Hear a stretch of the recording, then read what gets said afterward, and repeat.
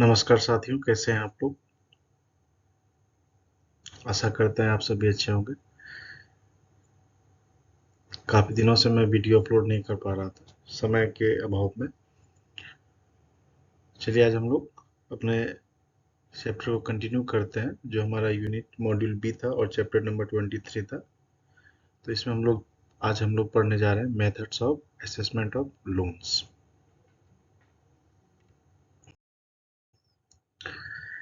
इस चैप्टर को कंटिन्यू करने से पहले लास्ट क्लासेस में जो हमारा एक टॉपिक था, जो कि सिक्योरिटी और कोलेटरल था, जिसे हम लोगों ने मैं पढ़ाना भूल गया था। तो इसको हम लोग देखते हैं। मैंने बोला था कि हम लोगों ने जो चार चीज़ें पढ़ी थी, उसमें से एक हमारा क्या था, सिक्योरिटी कोलेटरल था। और मैंने पहले भी कहा कि collateral does not add to the financial viability of a proposal. ठीक है, कोलेटरल कभी भी फिनेंशियल वायबिलिटी होगा उस प्रोजेक्ट को, ये कभी भी एड नहीं करता है ना। Collateral does not affect the quality of the credit, और क्रेडिट का क्वालिटी को भी अफेक्ट नहीं करता है। No, and is not part of the external या internal factors that have relationship with the quality of the credit. ठीक है, but it is an exit option.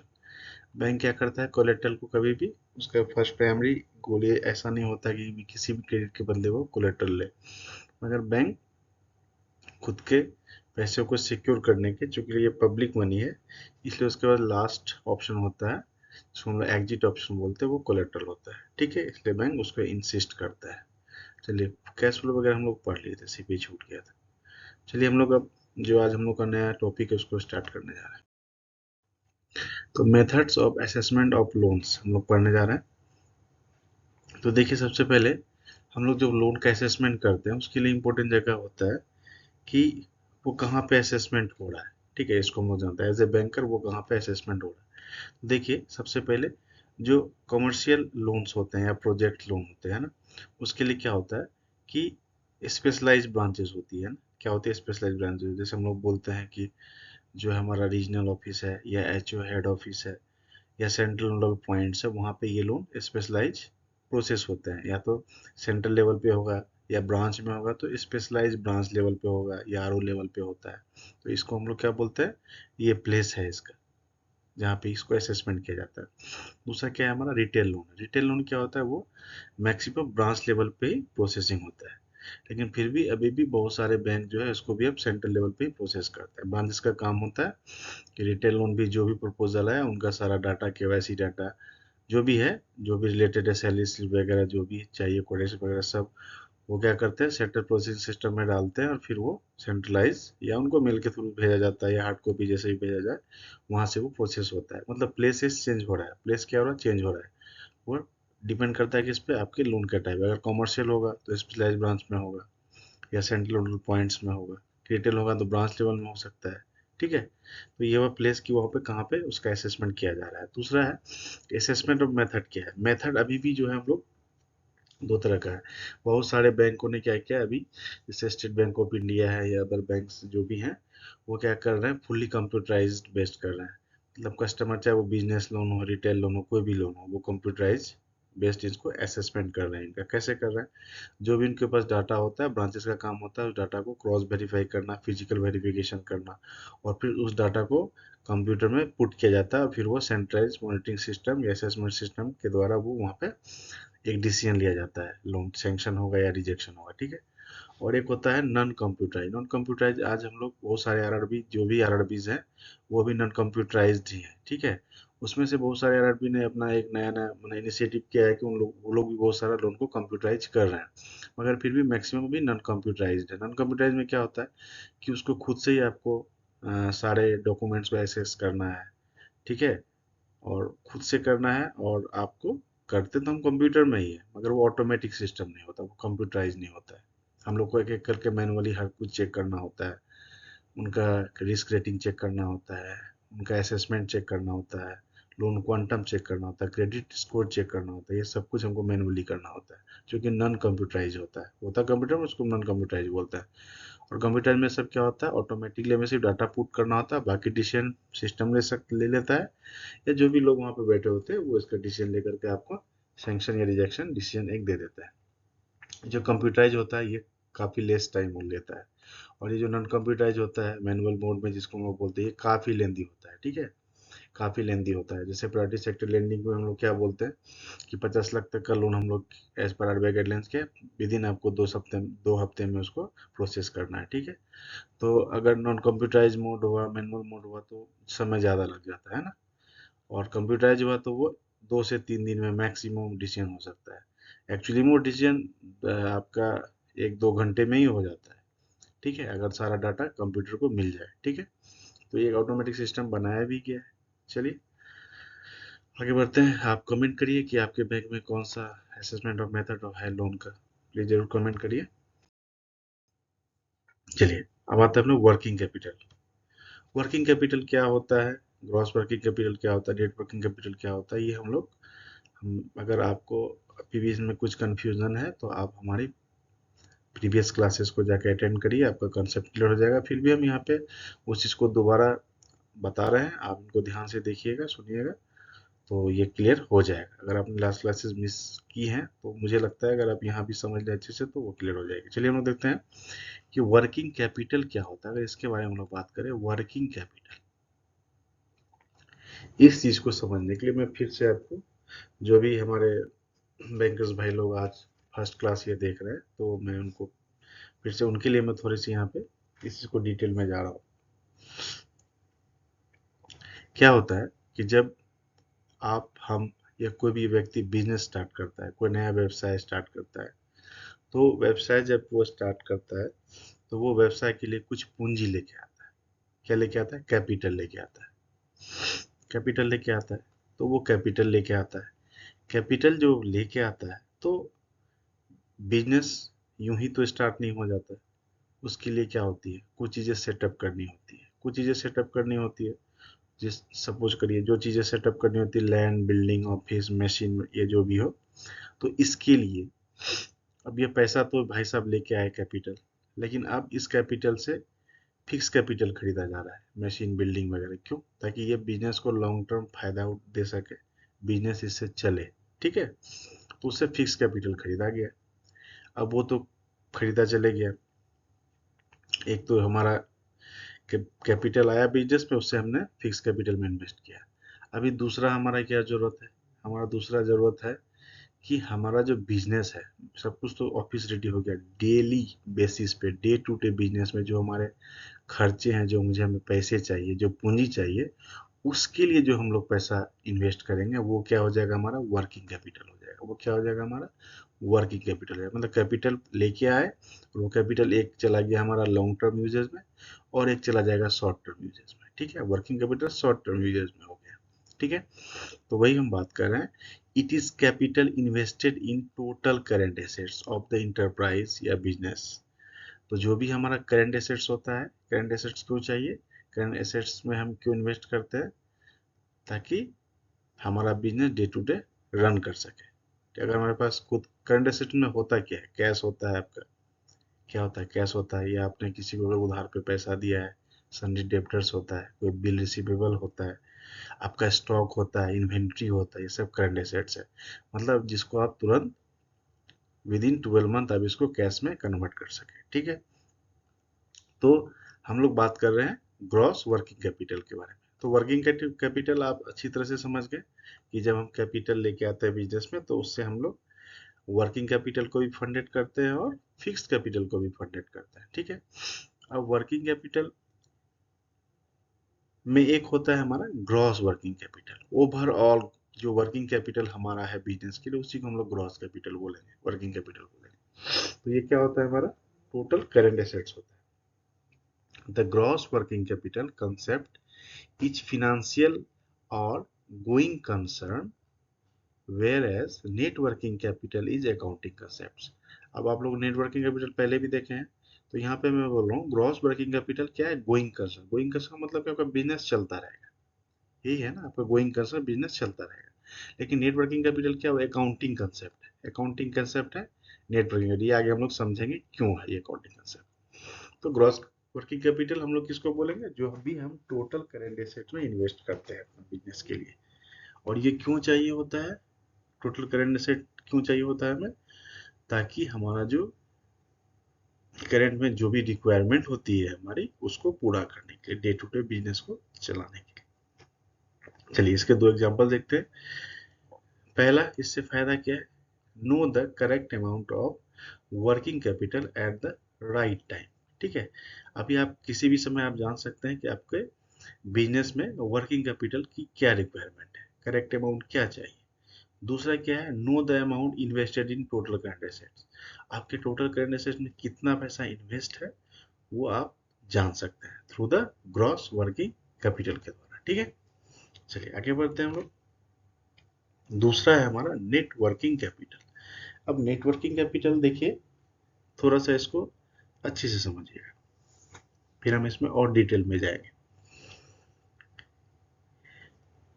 It tells the business how the assets are funded. Net working capital हमें बताता है कि हमारा जो business में पैसा फंड जो है और एसेट को किस तरह से फंडिंग करना है, वो कौन बताता है हमें? Net working capital. यह हमने कैसे किया है? In a narrow sense, the term working capital refers to the net working capital NWC।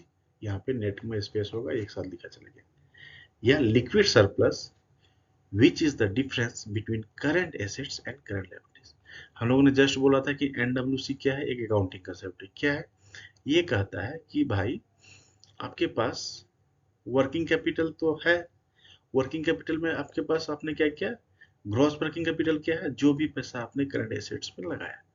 अभी करंट एसेट्स क्यों चाहिए? क्योंकि डे टू डे बिजनेस आपको रन करना है, तो पैसे चाहिए ना, तो वो आपके करंट एसेट्स के रूप में है। अब क्या है? नेट वर्किंग कैपिटल कहता है, पहली पहली चीज ये बताता है कि आपके पास जो पैसे हैं, करंट एसेट्स जो है, और जो करंट लायबिलिटीज भी है। एसेट्स है तो लायबिलिटीज हो सकता है ना, जैसे कुछ चीजें हमारे पास लायबिलिटीज के रूप में आ जाती है।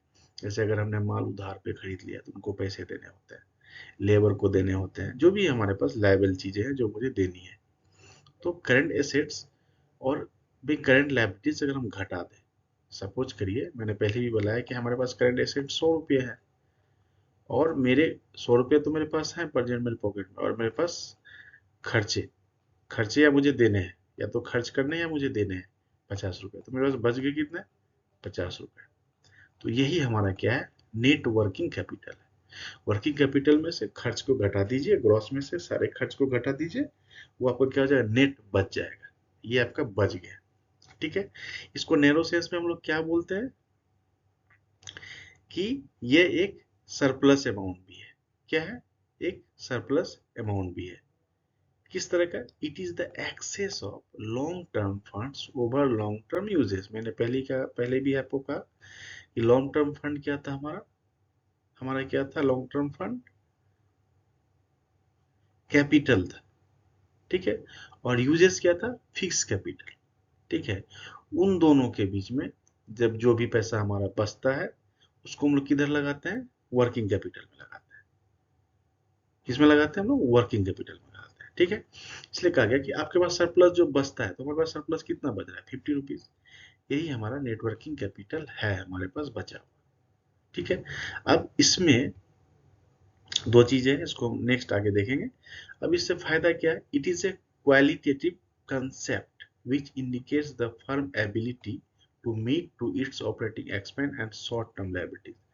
अगर आपके पास NWC है, नेटवर्किंग कैपिटल आपके पास बचा हुआ है, सरप्लस है, इसका मतलब क्या है कि आप अपने खर्चे को अच्छे से चला सकते हैं, शॉर्ट टर्म जो भी आपका ऑब्लिगेशन है उसको आप पूरा कर सकते हैं। दूसरा क्या बताता है? It indicates the margin of protection available to the short term creditors. ये बताता है अगर आपके पास ये पैसा है, अगर आप उधार कहीं पैसे लिए हैं, तो आप उसको दे सकते हो, चुका सकते हो, है ना, जिससे आपने उधार पे लिया है। तो ये दो चीजें कौन बताता है? NWC बताता है। ठीक है, अब इसमें हम लोग एक चीज देखते हैं। NWC पॉजिटिव भी हो सकता है और NWC नेगेटिव भी होता है। पॉजिटिव क्या बताएगा? पॉजिटिव बताएगा आपके पास सफिशियंट पैसा है कि आप बिजनेस को चला सकते हैं। और नेगेटिव क्या बताएगा? नेगेटिव बताएगा कि आपके पास सफिशियंट पैसे नहीं है ताकि आप बिजनेस का रोजमर्रा की जो चीजें वो आप खरीद नहीं पा रहे हैं, प्रोडक्शन नहीं कर पा रहे हैं, लेबर को मजदूरी नहीं दे पा रहे हैं, नहीं है। तो नेगेटिव बताता है आपके पास सफिशियंट फंड नहीं है। तो बैंक क्या करती है, इसी को देखती है कि आपके पास एनडब्ल्यूसी पॉजिटिव है या नेगेटिव है। ठीक है, दूसरा हम ये भी देखते हैं कि आपके पास जो सरप्लस है, आप उस बिजनेस के लिए खुद मार्जिन दे पा रहे हैं कि नहीं दे पा रहे हैं, कि वो भी नहीं है आपका। ठीक है, तो पॉजिटिव साइन बताता है आपके पास सरप्लस है, आप बिजनेस को अच्छे से चला सकते हैं। अगर आपके पास एनडब्ल्यूसी पहले से है तो बैंक कभी आपको लोन क्यों देगी? सपोज करिए आपके पास एनडब्ल्यूसी 50 लाख अवेलेबल और बैंक में जाकर के आप 50 लाख मांग रही है उसी बिजनेस पे, तो बैंक क्यों देगा आपके पास? क्योंकि आपके पास एनडब्ल्यूसी 50 लाख अवेलेबल है। लेकिन अगर आपके पास -50 लाख नेगेटिव में आ जाता है तो बैंक बोलेगा हाँ, इसको 50 लाख की जरूरत है, इसको फंडेड कर सकते हैं। चलिए, अब वर्किंग कैपिटल, मैं पहले ही बोला कि इसका आइडियल फंडिंग स्ट्रक्चर क्या है। हम लोग कैपिटल लेके आते हैं, पूंजी लगाते हैं, तो ओनर्स का खुद का कैपिटल होता है, इक्विटीज को बनता है, या हम लॉन्ग टर्म लोन्स लेके भी पैसा लगाते हैं। प्रोजेक्ट, जब हम कोई भी प्रोजेक्ट स्टार्ट करते हैं, स्टार्टअप बिजनेस करते हैं, लॉन्ग टर्म लोन भी लेते हैं।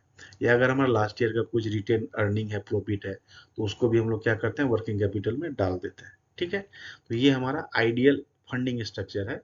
ये सब पैसे को हम लोग as a working capital use करना चाहिए। और आरबीआई कहता है गाइडलाइंस के अनुसार कि आपका जो वर्किंग कैपिटल रिक्वायरमेंट है, इसका 25% आपको किससे फंडेड होना चाहिए, आपके लॉन्ग टर्म फंड से होने चाहिए। ठीक है, चलिए आगे बढ़ते हैं हम लोग। दूसरा होता है कि लॉन्ग टर्म से तो हम लोगों ने वर्किंग कैपिटल कर लिया है, कुछ पार्ट कर लिया, लेकिन कभी कभी हमें शॉर्ट टर्म सोर्सेज की जरूरत होती है, जो कि हमारा टेम्पोररी नीड्स होता है। ठीक है, ये किस रूप में होता है हमारे पास?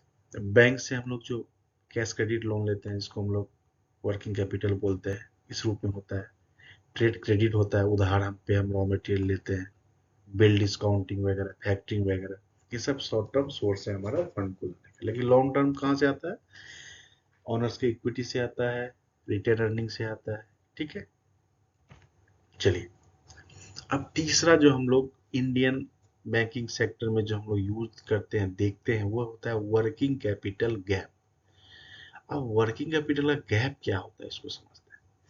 It is A concept used in the Indian banking sector to determine the amount of working capital limits the bank would make available to the borrower। अब वर्किंग कैपिटल गैप जो होता है, जो गैप आ गया वर्किंग कैपिटल का जो कि नहीं है, उसके आधार पे बैंक क्या करती है, फंड अवेलेबल कराती है बोरोवर को। होता है क्या है इसका formula? Current assets minus current liability other than bank borrowing, other than bank borrowing, वही क्या हो जाता है, वर्किंग कैपिटल गैप है। और इसके बेस्ड पे भी बैंक असेसमेंट करती है कि आपको कितना पैसा देना है। अब सपोज करिए आपके पास करंट एसेट 100 लाख है, 1 करोड़ है, और करंट लायबिलिटीज आपका 70 है। लेकिन इसमें 20 जो है वह किसी बैंक से आपने लोन लेके रखा है।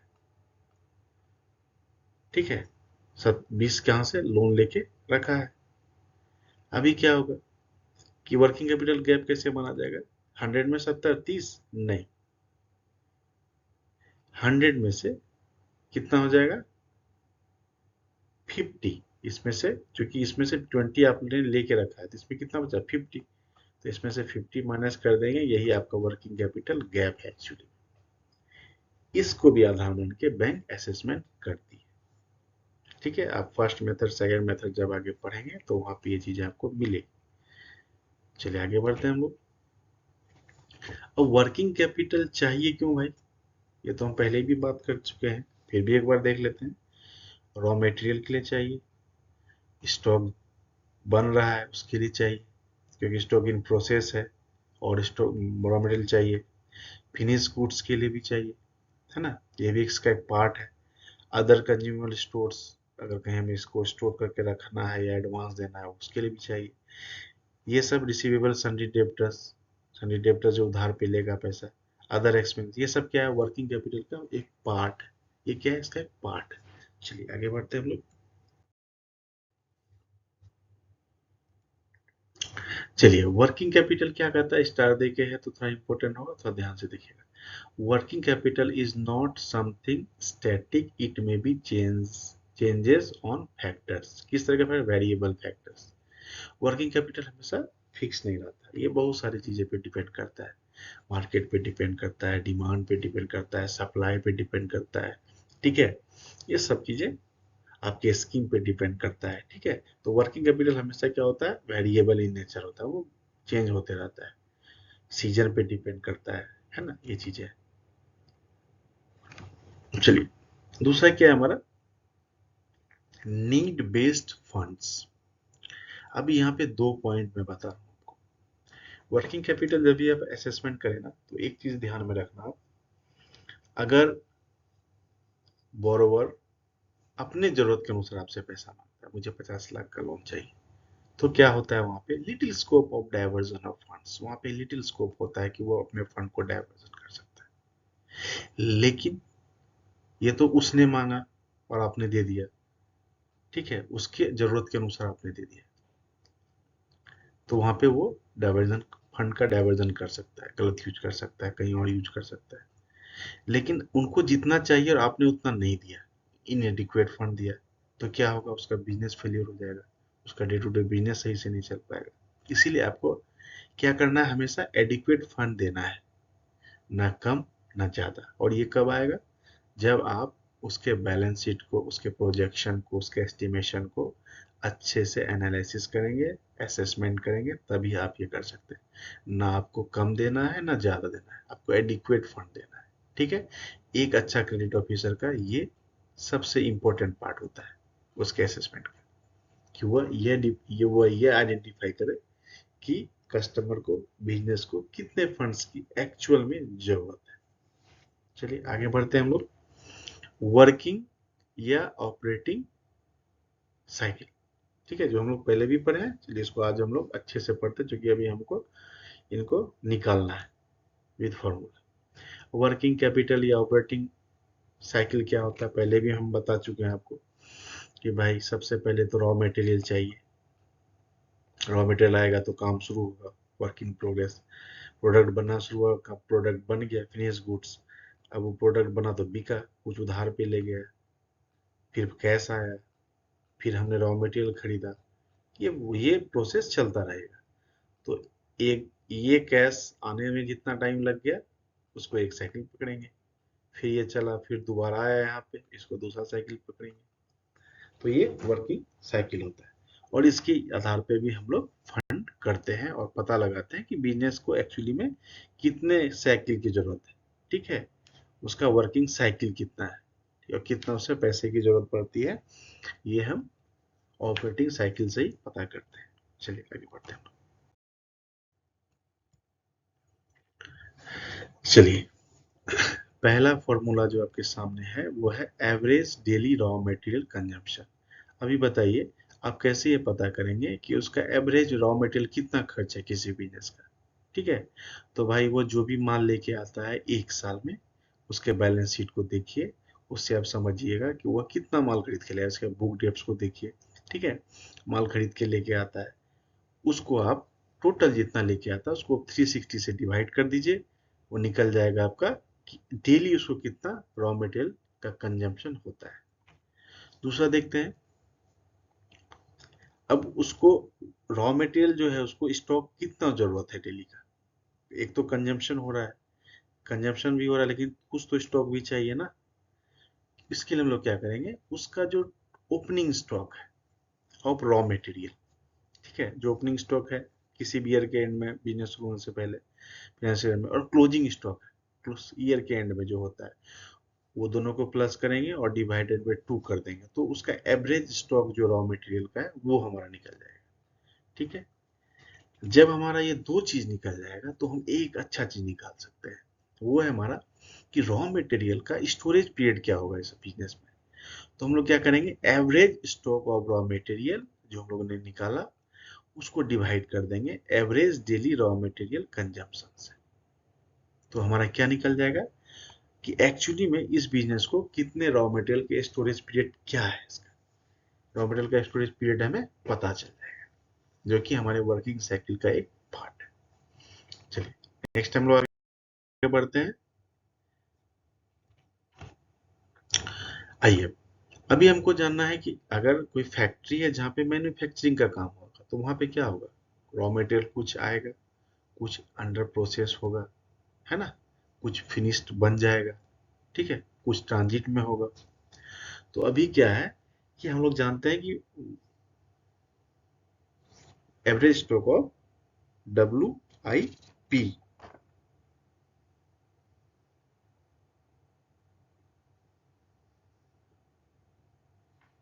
WIP इसको हम लोग बोलेंगे वर्क इन प्रोग्रेस।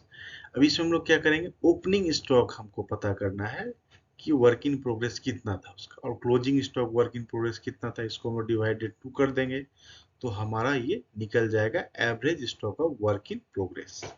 ठीक है, दूसरा हमको क्या जरूरत है, annual cost of production, production stock of work in progress.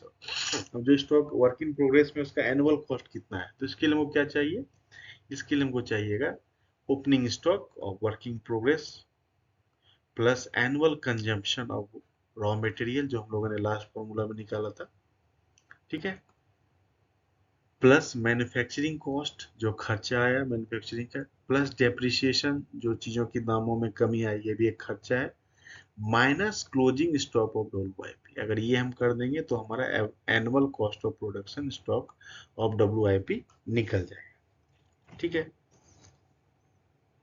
तीसरा है हमारा क्या है, average daily cost of production कैसे निकालना है। Average daily cost of production निकलेगा, एनुअल कॉस्ट जब हमारा निकल जाएगा, एनुअल कॉस्ट हमारा निकल जाएगा, तो annual cost of production divided by 360, तो इससे हमारा क्या हो जाएगा, एवरेज कॉस्ट ऑफ प्रोडक्शन निकल जाएगा। चलिए आगे बढ़ते हैं हम। जब हमारा ये तीन चीजें जब हमें पता चल जाएंगी, average cost stocks of work in progress, annual cost of production और average daily cost of production, तो हम लोग निकाल लेंगे कि दूसरा अच्छा फॉर्मूला कि WIP कन्वर्जन पीरियड क्या है, वर्क इन प्रोग्रेस पीरियड क्या है। तो ये कैसे निकलेगा, average stock of work in progress जो कि हमारा यहाँ पे divided by average daily cost of production, average daily cost of production ये हम निकाल लेंगे। चलिए आगे बढ़ते हैं हम लोग। अभी हमें देखना है, हम दो अच्छा फॉर्मूला सीखे हैं कुछ छोटे छोटे फॉर्मूला के बेस पे। अभी हमारा है average stock of finish goods, कैसे निकलेगा, फिनिश गुड्स कौन सा, जो माल बन के रेडी हो गया। तो जो माल बन के रेडी हुआ किसी भी फिनेंशियल में, वो तो कुछ बचा होगा ना पिछले साल का, वो हुआ हमारा ओपनिंग स्टॉक, प्लस इस साल बनने के बाद सब कुछ बिकने के बाद जो बच गया वो हो गया हमारा क्लोजिंग स्टॉक। तो ये दोनों को प्लस करके अगर दो से डिवाइड कर देंगे तो average stock of finish goods निकल जाएगा। याद रखिएगा, किसी भी लास्ट ईयर का क्लोजिंग स्टॉक नेक्स्ट ईयर का ओपनिंग स्टॉक होता है। ठीक है, चलिए ये तो हम जान गए। दूसरा अभी हमको एनुअल कॉस्ट ऑफ सेल निकालना है। क्या निकालना है, एनुअल कॉस्ट ऑफ सेल। तो साल में जो सेल हो रहा है उसका कॉस्टिंग क्या रहा है, इसको निकालना है। तो सबसे पहले opening stock of finish goods ये जानना है हमको, plus annual cost of production क्या हुआ इसको ऐड करना है, प्लस एक्साइज ड्यूटी या जो भी अदर्स है वो देना है, प्लस उसको बेचने में जो भी खर्चा आया और जो भी एडमिनिस्ट्रेशन खर्चा आया, और यहाँ पे होगा फिनेंशियल, इसको फिनेंशियल पढ़िएगा आप लोग, फिनेंशियल कॉस्ट जो भी उस पर लागत है, minus closing stock of finish goods. अगर इतना हम इसको कर ले तो हमारा क्या निकल जाएगा, एनुअल कॉस्ट ऑफ सेल्स निकल जाएगा। तीसरा हम लोग देखते हैं average daily cost of sale कैसे निकलेगा। तो एनुअल कॉस्ट ऑफ सेल अगर हमारा निकल गया, उसको अगर 360 से हम भाग दे देंगे तो हमारा क्या हो जाएगा, average daily cost of sale निकल जाएगा। डेली कॉस्ट ऑफ सेल कितना आ रहा है हमारा। अब अगर हम ये तीन छोटे छोटे फॉर्मूला को समझ गए तो हमारा तीसरे नंबर का जो अच्छा फॉर्मूला है, जो तगड़ा फॉर्मूला है, उसको हम समझ जाएंगे कि फिनिश्ड गुड्स पीरियड ये कैसे निकलेगा। तो average stock of finish goods हमें पता है, divided by average daily cost of sale, इसको, तो हमारा क्या हो जाएगा, फिनिश गुड्स पीरियड निकल जाएगा। चलिए अभी हम लोग आगे देख रहे हैं, हम लोग average balance of sundry debtor. Sundry debtor किसको बोलते हैं, जिसको हम उधार पे बेचते हैं अपना प्रोडक्ट, जो हमें पैसे देता है उसको सन्ड्री डेब्टर बोलते हैं, जिससे हम खरीदते हैं उसको सन्ड्री क्रेडिटर बोलते हैं, जिन्हें हमें पैसे देने होते हैं। ठीक है, तो average balance of sundry debtor, कितना हमारे पास उधार पे पैसा जा रहा है, तो इसको कैलकुलेशन करेंगे, ओपनिंग बैलेंस जो है, जो पैसा आना था, opening balance minus closing balance, इसको निकाल के अगर हम लोग 2 से डिवाइड कर देंगे तो एवरेज कितना उधारी पे माल जा रहा है ये पता चल जाएगा। दूसरा, एवरेज डेली क्रेडिट सेल कितना हो रहा है, एवरेज डेली क्रेडिट सेल उधार पे कितना जा रहा है डेली, तो एनुअल क्रेडिट सेल निकाल लेंगे जो कि हमारा डिवाइडेड बाय 360 हो जाएगा, डिवाइडेड बाय 360 हो जाएगा। ठीक है, चलिए आगे बढ़ते हैं। जब हम ये दो चीजें जान जाएंगे तो तीसरी चीजें हमारे ऑटोमेटिक हमें पता चलेगी, वो है एवरेज कलेक्शन पीरियड क्या है। मतलब हमारे पास डेब्टर से कितना पैसा आ रहा है, इसका एवरेज पीरियड क्या है। तो average balance of sundry debtor निकाल लेंगे divided by average daily credit cell. तो ये हमारा चौथा फॉर्मूला भी हो गया। पांचवें फॉर्मूला को हम लोग जानने के लिए आगे बढ़ रहे हैं। तो average balance of sundry creditor, सन्डी creditor को मैंने पहले बोला जिससे हम उधार पे माल खरीदते हैं, तो इसको निकालने के लिए क्या करेंगे, क्रेडिटर्स जो हमारा सन्डी क्रेडिटर था, ओपनिंग बैलेंस, ओपनिंग बैलेंस मतलब जैसे नया साल शुरू हुआ अप्रैल में, शुरू होगा 1 अप्रैल से, वहां जो हमारा उधार का पैसा जो हमने लास्ट ईयर नहीं दे पाया वो अभी मुझे देना है, वो बैलेंस, और इस साल के एंड में जो था उस बैलेंस, दोनों बैलेंस को माइनस करके डिवाइडेड बाय 2 करेंगे तो average balance of sundry creditor निकल जाएगा। दूसरा, एवरेज डेली जो हम खरीद रहे हैं, क्रेडिट परचेस कर रहे हैं, उसका एवरेज क्या है। तो जो भी हम साल में खरीदे उसको डिवाइडेड बाय 360 करेंगे तो डेली कितना एवरेज आ रहा है वो हो जाएगा। तो जब ये हमारा आ जाएगा तो हमारे पास सबसे अच्छा पांचवा जो फॉर्मूला है कि एवरेज पेमेंट पीरियड क्या है हमारा, जो हम लोग उधार पे पैसे दे रहे हैं उसका पीरियड क्या है।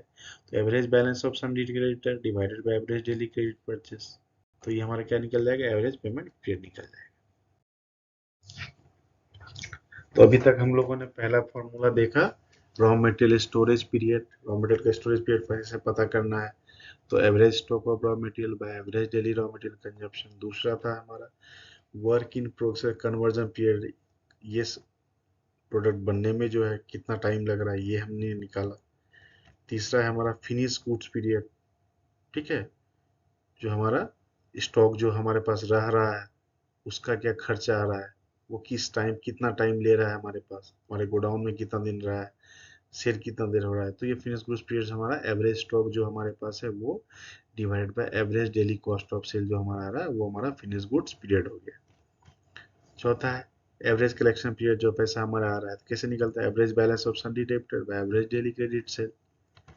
पांचवा जो हमारा फॉर्मूला था वो था हमारा average payment period equal to average balance of sundry creditor divided by average daily credit purchase. ठीक है,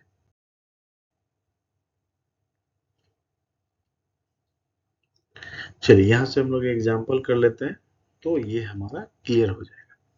हमारे पास रॉ मटेरियल है, इसमें से हमारा ओपनिंग रॉ मटेरियल का स्टॉक है 1,80,000, क्लोजिंग रॉ मटेरियल का स्टॉक है 2,20,000 और एनुअल कंजम्पशन हमारा 21,60,000 है। चलिए अब इसको हम लोग निकालते हैं कि रॉ मटेरियल का स्टोरेज पीरियड कैसे कितना दिन का है।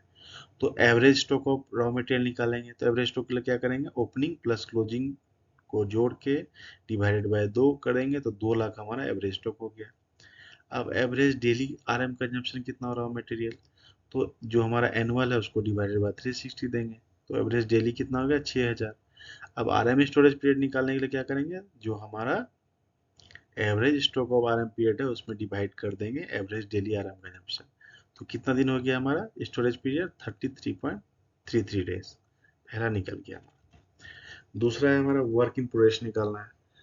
तो हमारे पास डाटा है कि ओपनिंग वर्क इन प्रोग्रेस था 1 लाख, क्लोजिंग था 1,40,000, एनुअल कंजम्पशन था रॉ मटेरियल का 21,60,000, मैन्युफैक्चरिंग एक्सपेंस था 10 लाख, डेप्रिसिएशन था 40,000, एनुअल कॉस्ट ऑफ प्रोडक्शन है 32 लाख। अब इस पे हमको निकालना है।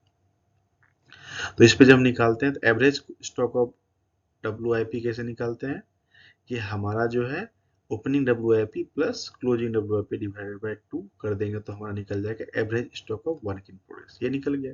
दूसरा एनुअल कॉस्ट निकालना है, तो एनुअल कॉस्ट के लिए क्या करते हैं हम लोग, क्या करते हैं हम लोग, एनुअल कंजप्शन प्लस हमारा मैन्युफैक्चरिंग एक्सपेंस ये दोनों को जोड़ देते हैं, प्लस हमारा डेप्रिसिएशन को जोड़ देते हैं, माइनस जो हमारा क्या होता है एनुअल कॉस्ट ऑफ प्रोडक्शन होता है उसको घटा देते हैं, सॉरी प्लस 40,000 करते हैं तो हमारा क्या आ जाता है, एनुअल कॉस्ट ऑफ प्रोडक्शन आ जाता है, ठीक है, इक्वल टू माइनस नहीं है।